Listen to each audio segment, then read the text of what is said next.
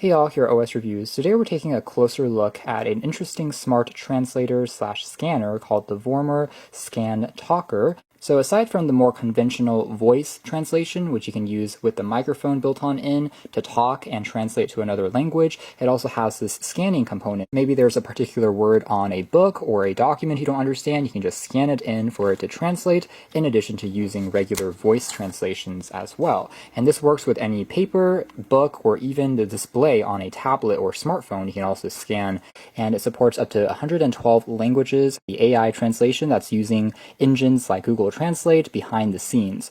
And in terms of the hardware here, it is technically running on a version of Android, along with built-in Bluetooth, so you can even use wired headphones to listen to the translations. You can record the translations. In terms of some of the technical specs, again, it uses 3.5-inch touchscreen quad-core ARM Cortex processor, and the 1,200 milliamp hour capacity battery can last upwards of 8 hours before you need to recharge it.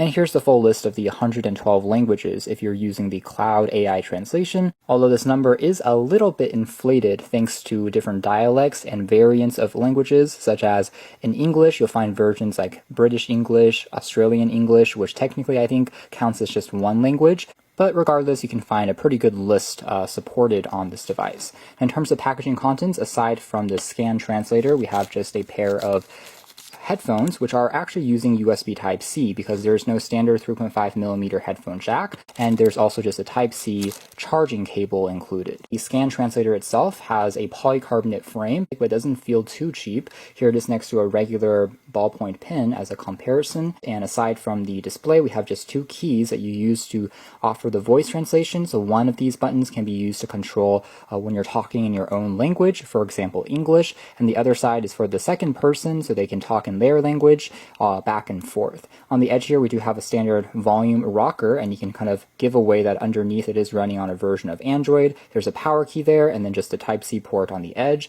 and that is pretty much it. We have dual microphones for noise cancellation for the voice translation, and also a built-in loudspeaker that will read the translations out loud, and that's it. So everything is really simple. Here is what the scanner part looks like. It does have two LED lights, so it can illuminate text even if you are scanning in the dark, which is pretty cool. And there's a little aligner tool there that tells you where it's actually scanning to try and align things.